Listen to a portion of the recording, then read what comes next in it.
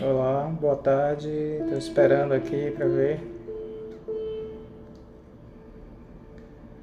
Vendo as pessoas aparecendo. Boa tarde, bem-vindos. Só dá um tempinho para o pessoal chegar.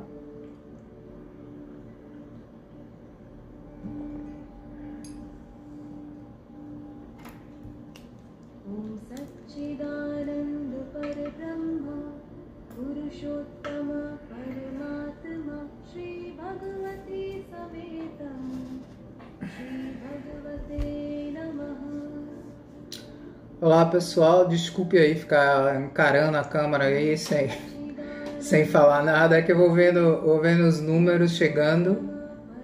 Eu tô colocando no YouTube também para depois postar, né? E aí eu vou só esperando para ver quando os números param de aumentar para eu começar. A ideia aqui, como eu falei, é algo mais informal. Eu estou fazendo pela primeira vez no Instagram. Eu noto que as pessoas usam para coisas mais informais, né? Então eu decidi fazer essa... Muita gente me pede pelas histórias. Você poderia contar algumas histórias nesse período da quarentena para ajudar com a quarentena, essas coisas assim. E eu já fico achando que eu já estou colocando muita coisa, né, com as 3 meditações em português, uma meditação em espanhol, são 4. Teve um pessoal que me perguntou se eu poderia fazer um curso sobre os chakras, equilíbrio dos chakras. Eu estou considerando também. Mas também eu não quero pensar que essa quarentena vai durar para sempre, né, fazer projetos e projetos, porque eu sei que não vai durar para sempre. Eu sei que a gente está se aproximando do momento que a gente vai voltar à normalidade, né, com todo o cuidado, mas eu estou sentindo e eu também estou vendo que já tem esse planejamento em vários outros países para retomar a normalidade. Mas hoje qual é o motivo aqui do nosso encontro virtual, né, na nossa salinha aqui de encontro? Como eu te falei, tem algumas histórias da Índia que elas vêm das escrituras. Parece que muda a cor, né? Quando muda o sol lá fora, de repente fiquei vermelhão aqui no do Instagram, no do YouTube eu tô normal. Mas aí voltando ao assunto.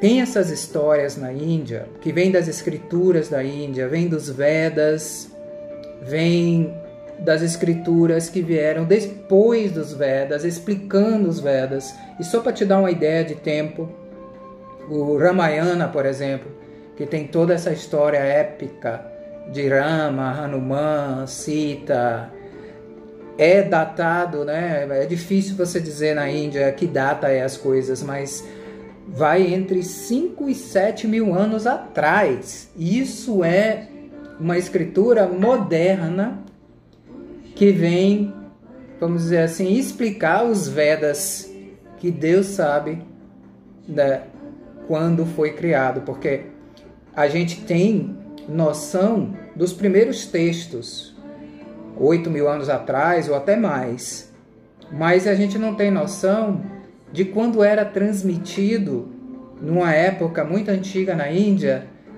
através da memória. O guru, o mestre, repetia os versos e os discípulos memorizavam. Era uma outra época, era quase, a gente pode dizer, o cérebro era diferente nessa época, né? Então, é muito antigo tudo isso. Isso não vem, esse conhecimento védico, não vem assim do intelecto humano, não vem da análise humana, não vem de interpretação de o que uma religião fala, a outra fala. Os Vedas e as escrituras da Índia estão até hoje intactas das mãos que editam. é uma coisa que eles respeitam muito na Índia, é a pureza das escrituras. Então não há editar, tirar uma coisa, colocar outra. Nunca foi controlado por nenhuma organização ou igreja. As escrituras, elas são patrimônio mesmo da humanidade lá, não são patrimônio de uma religião, de uma entidade. Isso é muito, muito bom, né? A experiência que eu tive na Índia com isso foi muito bonita de ver isso. Então, eu tenho para vocês aqui algumas histórias, e muita gente me disse que não podia nesse horário, né? E que perguntou quanto tempo ia ficar postado. Normalmente no Instagram fica postado 24 horas, e no YouTube eu vou deixar lá mais tempo. Mas eu vou começar, eu tenho 3 ou 4 histórias para você, a depender do momento. Eu vou começar com a história do Srimad Bhagavatam, que é uma escritura que veio depois do Mahabharata. Alguns de vocês estão familiarizados com as escrituras da Índia, outros não. Mas o Mahabharata é uma escritura que fala mais do yoga esotérico, pegou a parte dos Vedas e decifrou para a gente essa parte mais de controle da mente, dos chakras, de meditação, e tudo isso que os Vedas falam de uma forma que é muito difícil de entender, o Mahabharata colocou de uma forma mais contando história, como a gente vai fazer aqui. Mas existe o Srimad Bhagavatam, que é uma escritura mais da devoção, ensina mais como a gente lidar com a vida através da entrega, da devoção. E essa história que eu vou contar, a primeira, a segunda vai ser dos Vedas mesmo, mas a primeira vai ser dessa escritura chamada Srimad Bhagavatam, que tem mais a ver com a devoção. E essa história se passa assim. Muitos anos atrás, milhares de anos atrás, Krishna, esse grande profeta da Índia, vivia na nossa Terra, no nosso planeta. Krishna, como vocês sabem, é uma encarnação, é uma personificação de um dos aspectos da Trindade cósmica. Esse aspecto é chamado Vishnu. Vishnu é aquele aspecto da Trindade cósmica de um só Deus, de um só ser universal que governa o cosmos, né? E nessa trindade você tem a parte que cria, que é Brahma, você tem a parte que preserva, que é Vishnu, que tem a ver com Krishna, e você tem a parte que transmuta, transforma o que já não serve mais à evolução e leva a nossa mente, a nossa mentalidade, a nossa energia a outro nível de consciência. Então aqui vai a história. Perceba então que esse aspecto Vishnu é manutenção. Então as histórias relacionadas a Krishna, elas trazem paz, serenidade, elas trazem uma ideia de tudo vai ficar bem. Manutenção é o que? Te mantém, te sustenta, te eleva, sem você fazer muito esforço. Então elas têm essa energia. Então absorvam a energia dessa história, desse grande avatar Krishna, nessa primeira história de hoje, que vão ser 3 ou 4. Então, Krishna vivia, como todas as crianças da Índia, no começo da vida dele. Claro, ele tem uma longa história, mas eu não vou entrar nos detalhes, mas nesse momento ele está numa escola, numa floresta, que lá eles chamam tipo um ashram, um centro espiritual, que as crianças iam para aprender, como escola mesmo, mas aprendia das escrituras, meditação, exercício físico, respiração, isso na Índia bem antiga. Depois que eles aprendiam toda essa ciência do yoga, toda essa ciência da espiritualidade e também a ciência, da matemática, da geografia, da química e tudo isso que eles ensinavam na época, eles passavam uns anos ali nessa escola, que é um eremitério, que é seclusa, né, com os professores, com os mestres, com os gurus, e depois voltavam para suas famílias. O melhor amigo de Krishna nessa época era um garoto chamado Sudama. Sudama veio de família muito pobre, mas uma família muito nobre. Ele era um Brahmi por casta. Isso quer dizer que ele era guardião da espiritualidade. Krishna já era um kshatriya, um guerreiro, destinado a ser príncipe, rei, né? Mas eles eram os melhores amigos. Passeavam na floresta, estudavam juntos, brincavam juntos. E quando chegou a hora deles se separarem, foi uma separação muito difícil. Krishna abraçou ele com muito carinho, ele abraçou Krishna com muito carinho. E eles viviam muito longe, cada um foi para o seu canto. Krishna voltou para o seu palácio, destinado a ser um rei. Sudama voltou para a sua vida muito pobre, muito simples. Basicamente um barraco que ele vivia com os pais. Ele foi crescendo no mesmo ambiente, não conseguiu mudar de ambiente. Então Sudama está ali crescendo na pobreza, nas dificuldades financeiras, mas o coração dele sempre muito, vamos dizer assim, sereno, sempre aceitando tudo e sempre conectado com aquele amigo dele da infância, que para ele era mais que amigo, era como um mestre. Toda vez que ele pensava em Krishna, nunca mais viu, ele já era um homem agora, mas toda vez que ele pensava em Krishna, ele sentia uma alegria, uma leveza no coração, porque Krishna é aquela encarnação do Vishnu, daquilo que mantém, daquilo que acalma, daquilo que diz, tudo vai ficar bem, eu estou te protegendo. Então as pessoas que se conectam com esse aspecto, Vishnu, eles se sentem acolhidos, protegidos, supridos. E Narada, mesmo na pobreza, sentia isso, pela conexão que ele tinha com Krishna. Mas aí o que é que aconteceu? Sudama, desculpe, eu disse Narada, mas é Sudama. O que é que aconteceu com Sudama? Sudama é esse amigo de Krishna. Ele foi crescendo e chegou a hora do casamento. Então ele se casou e agora já estava com a esposa e teve os filhos. Já estava com 2 filhos, ainda vivendo na pobreza. Agora, a pessoa muito espiritual, como Sudama, pode ter um pequeno erro, podemos dizer, ou grande, a passividade.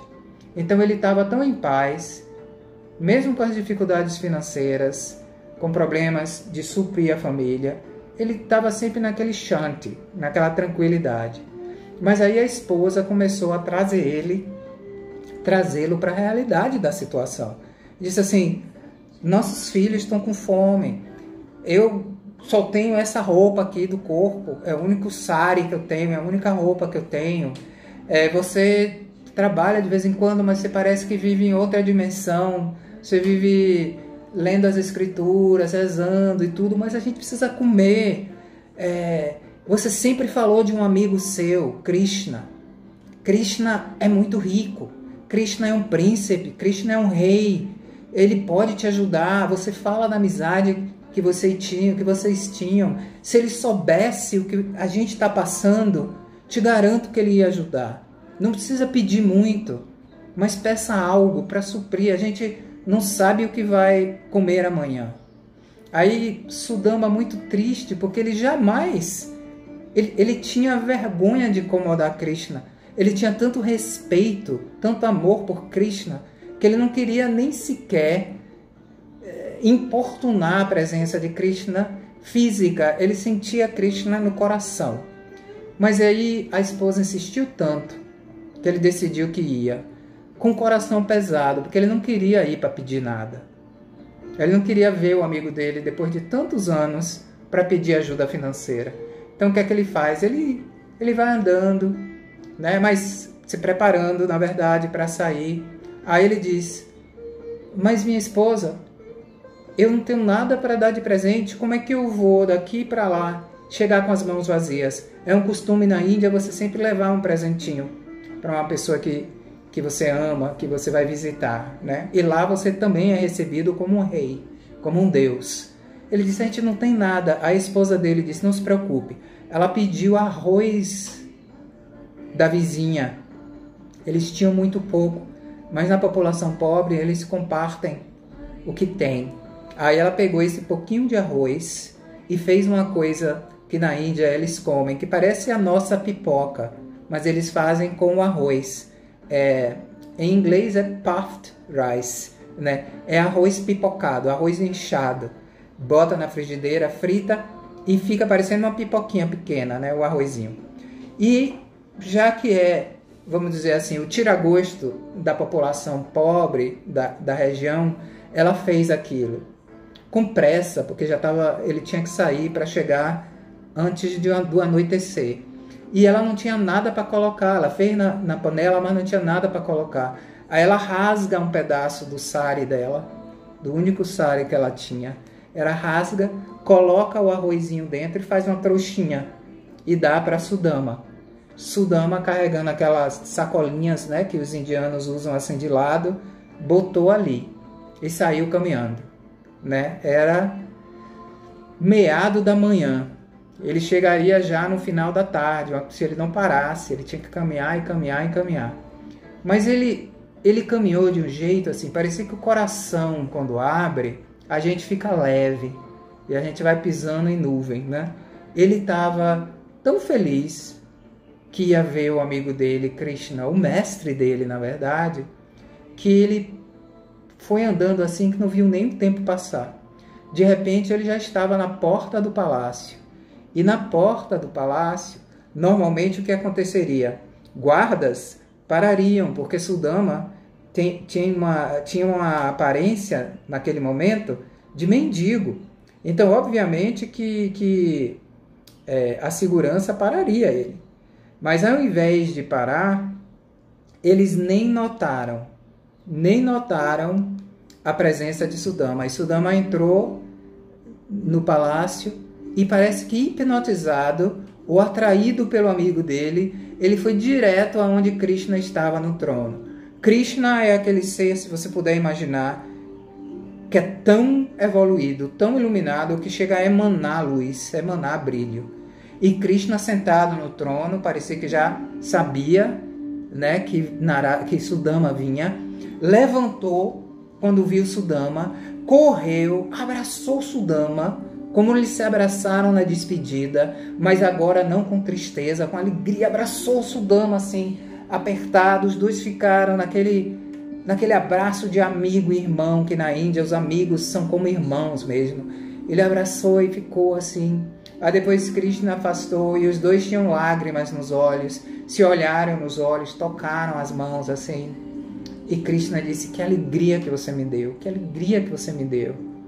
Aí colocou Sudama no trono dele, pediu água para lavar os pés. Normalmente na Índia, quando o viajante chega naquela época, quer dizer que ele andou muito. Então o anfitrião, quem está recebendo, lava os pés para acalmar o pé, para dar conforto aos pés que caminharam tanto. E Krishna pediu a água, botou os pés, foi de joelho no chão e começou a lavar os pés de Sudama com água, com rosas, com óleos essenciais, perfumados, relaxou, fez a massagem nos pés de Sudama, e Sudama só chorando, sem acreditar, só chorando, né?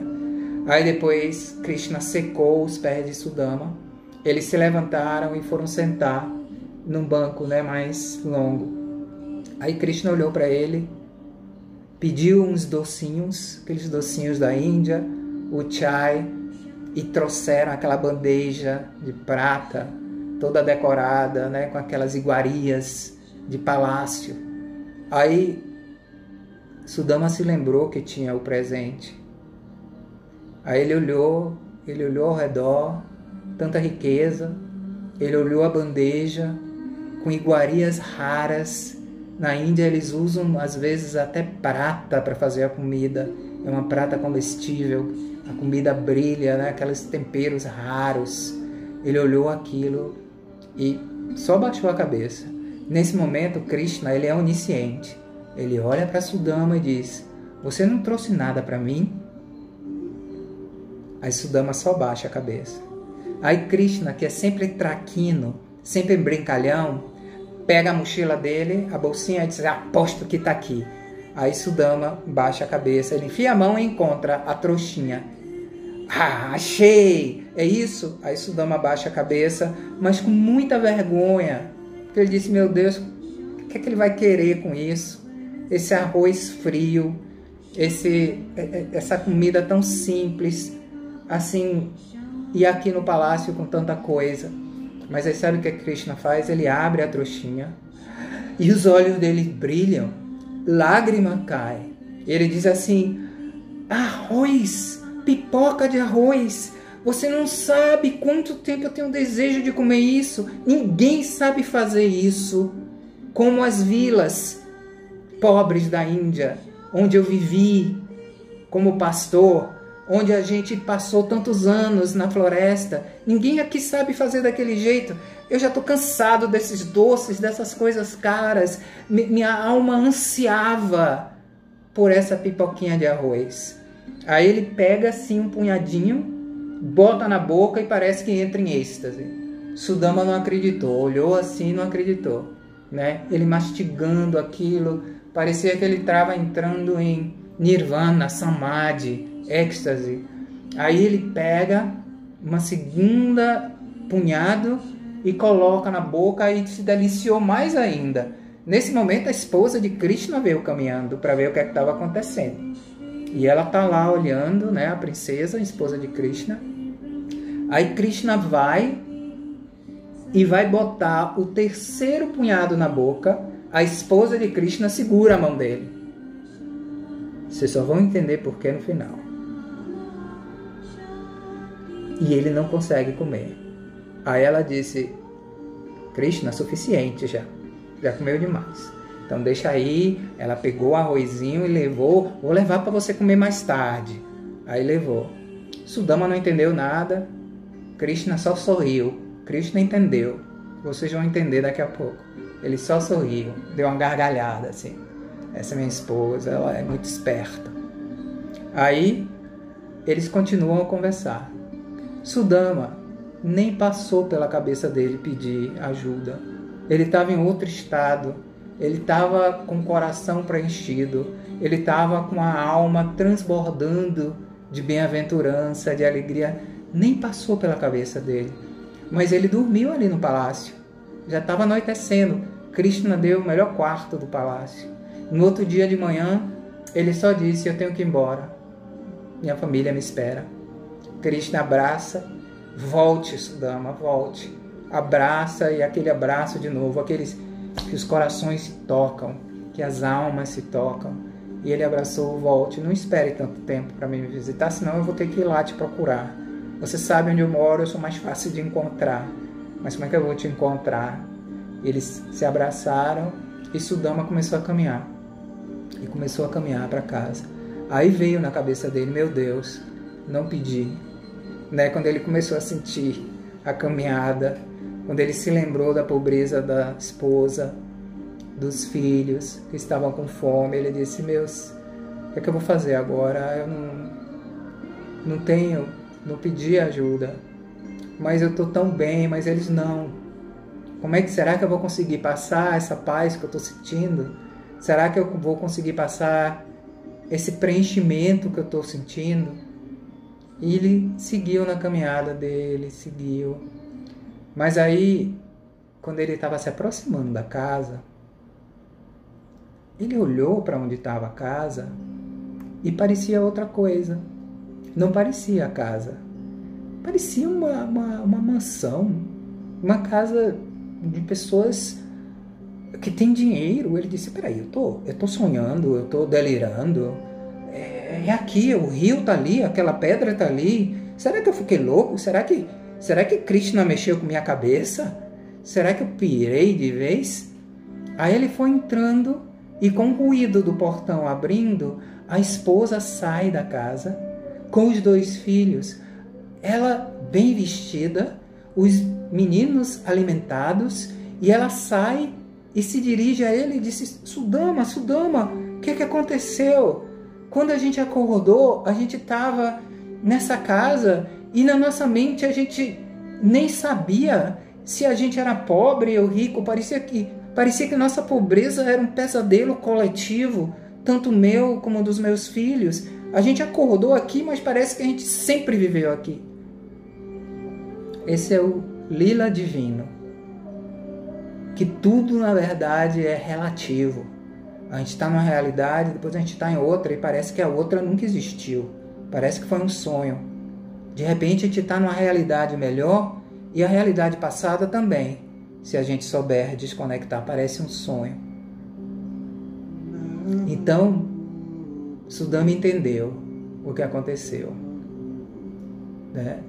Veio para ele intuitivamente toda a história, porque os olhos dele só subiram e ele teve aquela expansão de consciência e ele viu exatamente o que aconteceu. Foi como se Krishna, de lá, estivesse acompanhando e deu. Sudama não tinha nada. Ele deu até o que poderia alimentar a família dele, que foi esse arroz. A esposa rasgou um pedaço da última roupa para embrulhar o presente. Mas Sudama, mesmo não tendo nada, ele estava tão preenchido que ele não conseguiu pedir nada. Só se entregou. Só se jogou ali. E a paz veio, e a tranquilidade veio. Quando Krishna comeu o primeiro punhado, nesse relacionamento com a divindade, naquele momento, todas as riquezas materiais foram agregadas a Sudama. Naquele momento do primeiro punhado, nada mais na vida dele iria faltar. A manutenção extrema. Nunca mais ele ia faltar nada. Nem ele, nem a família, nem 7 gerações futuras. Naquele momento que Krishna comeu, o primeiro punhado dado com aquela devoção, com aquela entrega. No momento que Krishna comeu o segundo punhado, todo o karma astral, mental de Sudama foi apagado. Naquele momento ele virou onisciente. Naquele momento Sudama se iluminou. Krishna, com o segundo punhado, purificou todo o karma e todas as riquezas astrais de outras dimensões, dos céus astrais. Ele ganhou os céus naquele momento que Krishna comeu o segundo punhado. E por que a esposa de Krishna parou o terceiro punhado?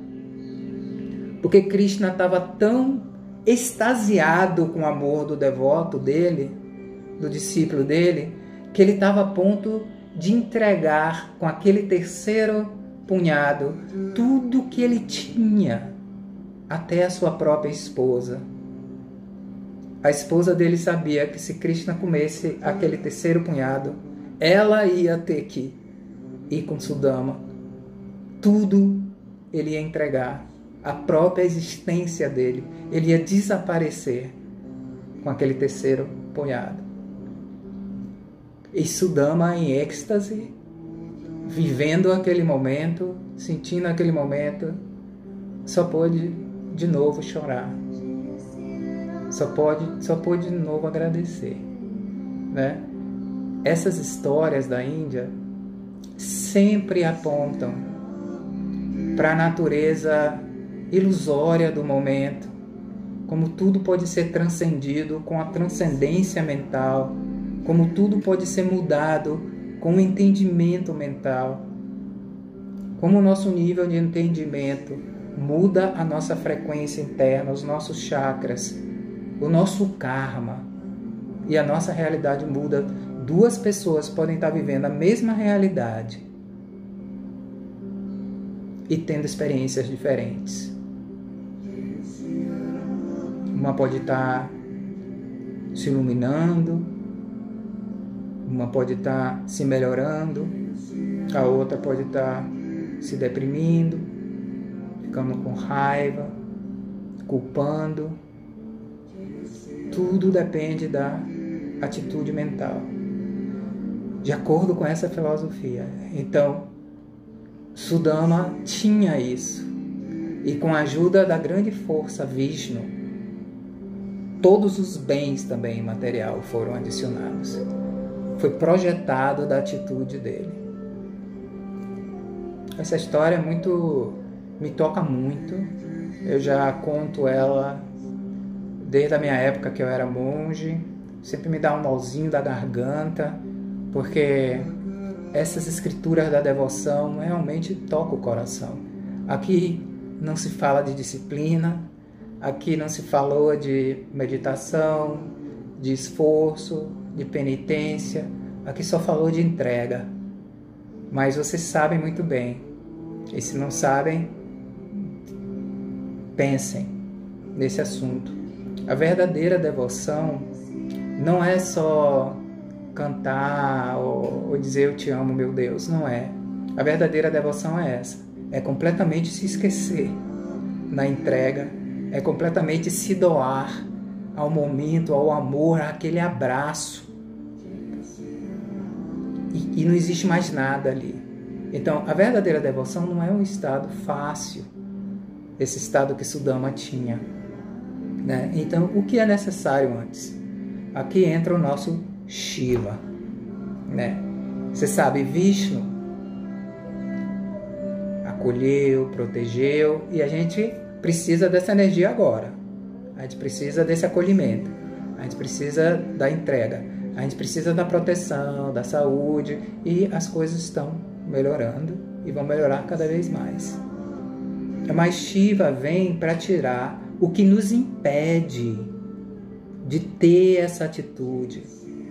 Shiva vem, esse aspecto destruição, mas é a destruição dos problemas, destruição dos medos. Shiva vem para tirar o medo, para tirar a incerteza que tantas pessoas me falam. Eu sinto incerteza, eu sinto dúvida. Shiva vem para isso, para que a gente consiga sentir essa presença, essa fé, esse amparo que está acontecendo, mas que o medo nos impede. Então aqui vem a história de Shiva, uma das histórias de Shiva, que eu gosto muito. E meu cuidado é só não falar demais, porque eu posso facilmente perder a noção do tempo nesses tópicos, né? Então, e tenho que também observar, porque eu acho que o Instagram só nos dá, não sei, 45 minutos, uma hora, não sei. Eu acho que eles avisam, né? Porque eu não quero ser cortado aqui. Então, gente, essa história de Shiva tem a ver com mantra, tem a ver com ciência, tem a ver com disciplina, tem a ver com superação de karma. Agora tem a ver com o que a gente tem que fazer no dia a dia para chegar no estado Sudama, no estado transcendência, né? Essa história é assim: um casal de idosos não tinha conseguido ter filhos, estavam chegando numa idade avançada, e na Índia, com tanta população, mesmo isso tendo passado muitos anos atrás, milhares de anos atrás, é muito importante na Índia os filhos cuidarem dos pais, né? Naquela época. No Ocidente é diferente, naquela época era assim, né? Então, esse casal estava preocupado, eles estavam assim, poxa, a gente vai chegar agora na nossa idade, né? E quem vai cuidar da gente? Quem vai trabalhar no campo, na terra? A gente não conseguiu ter filho, o que será da gente? Vamos ver se Shiva nos ajuda. Mesmo já estando passando na idade da ovulação, mesmo já estando passando da idade da procriação, eles fizeram os mantras para Shiva, que tudo muda, que tudo transcende. Eles começaram Om Namah Shivaya, Om Namah Shivaya, e trazendo essa energia de Shiva com tanta devoção. Na Índia eles dizem, aí vem a devoção também, na Índia eles dizem, Deus, a divindade, resiste a tudo, menos um chamado sincero do devoto. Então Shiva veio, pá, aquela presença poderosa, né, que consegue tudo no cosmos, que dissolve o universo se ele quiser. Imagine nossos medinhos se a gente invocar essa força, né? Então aparece Shiva e diz, o que é que eu posso fazer por vocês? Aí o casal explicou, se a gente tiver algum merecimento, nós gostaríamos de ter um filho, Aí Shiva disse, tudo bem, mas eu vou te dar 2 opções. A primeira, vocês vão ter um filho que vai ter uma longa vida, que vai cuidar muito bem de vocês. E eles disseram, e a segunda?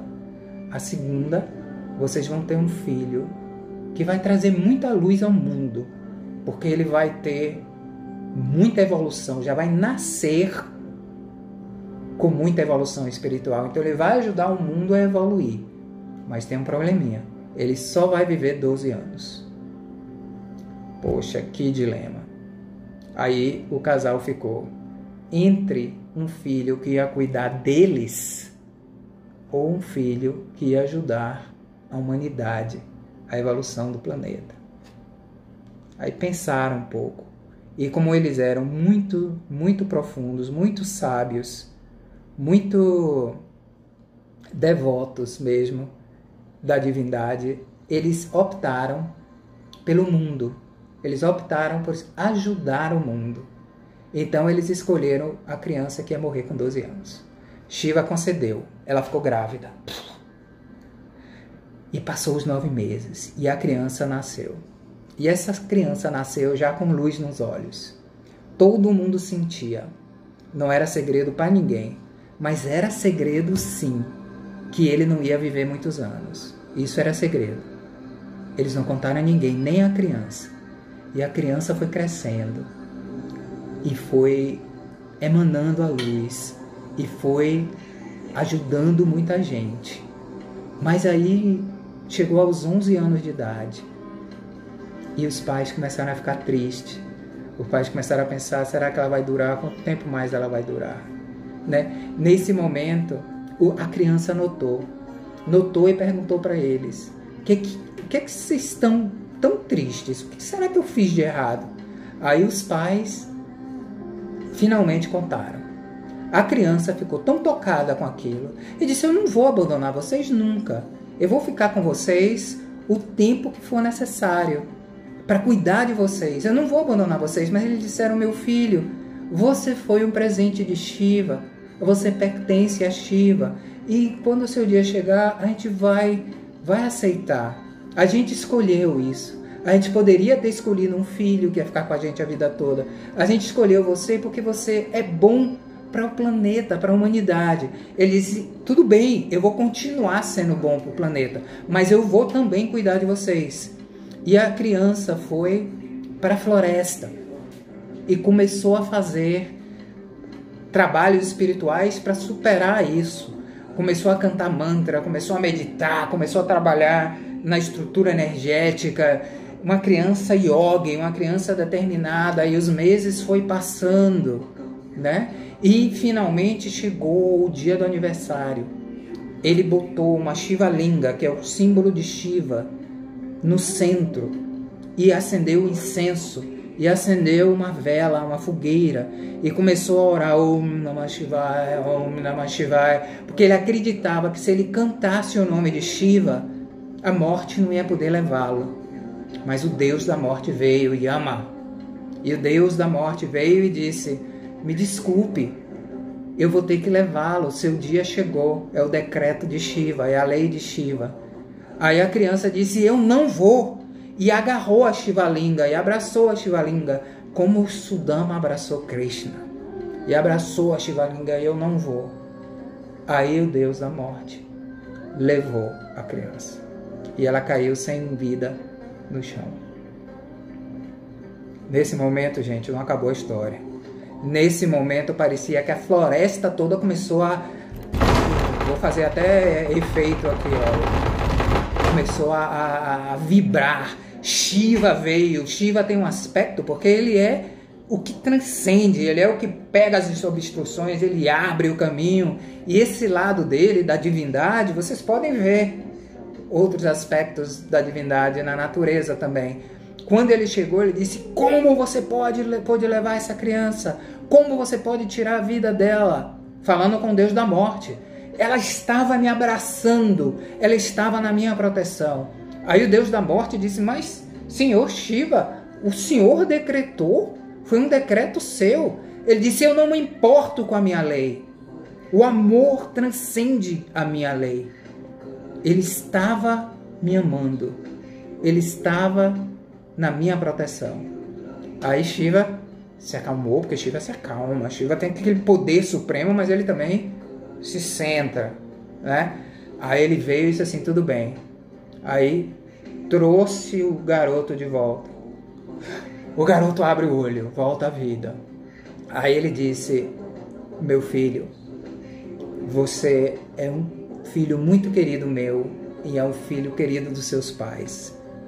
Eu não posso mudar minha palavra. Minha palavra, uma vez feita, ela tem que perdurar. Então eu não posso mudar. Mas o que eu posso fazer é o seguinte, eu vou te dar um antídoto. Eu vou te ensinar um mantra.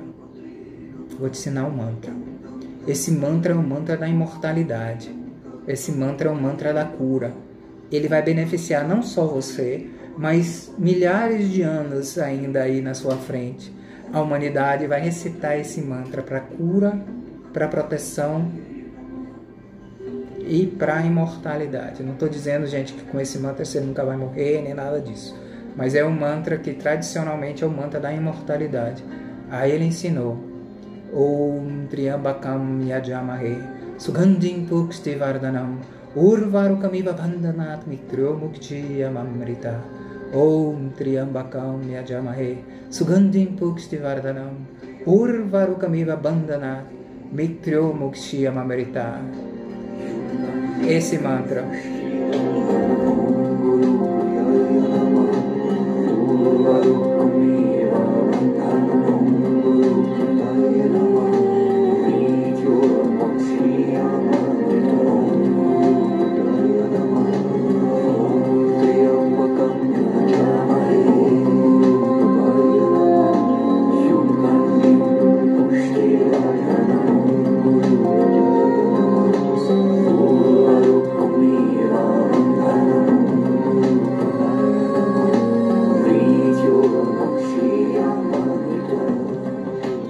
E ensinou esse mantra para ele e disse: enquanto você recitar esse mantra todos os dias, 108 vezes, a morte não vai te tocar.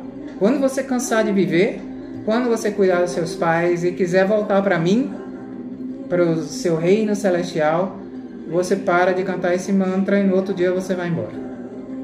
E ensinou esse mantra. E assim foi.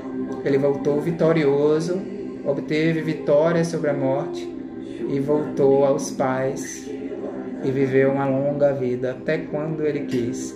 E esse mantra é usado na Ayurveda, na ciência da cura da Índia, em várias práticas de cura física. Os terapeutas recitam esse mantra para promover cura.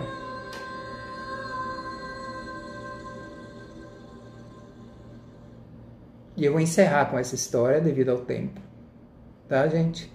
De repente eu posso voltar com outras histórias em outra oportunidade. Agradeço a presença de vocês. Eu fiz só pelo Instagram. Eu sei que muita gente que participa das meditações